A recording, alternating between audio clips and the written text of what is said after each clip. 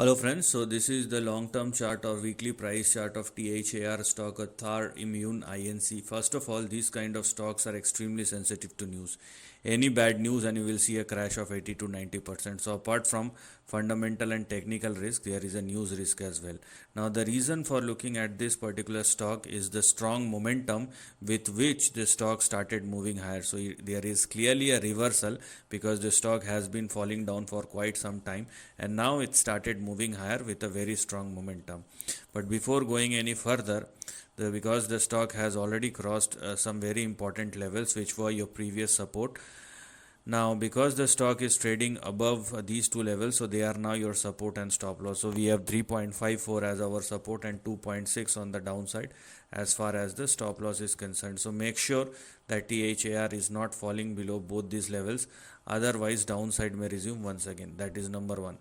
Number two, because THAR is trading above 3.454 or 3.55, and if it will continue to do so in the near term, then the next two immediate targets which are currently active are 6.84 and 7.98.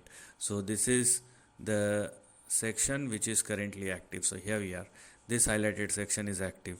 Now if you want to go beyond 7.98 or $8, then that definitely requires breakout, because technically after 8 a big section will become active, because the stock has fallen quite miserably, and if there is a move beyond 8, the stock can even stretch up to 43.81. These are your next big targets. It will take time, but these are all the possibilities which are eventually become active.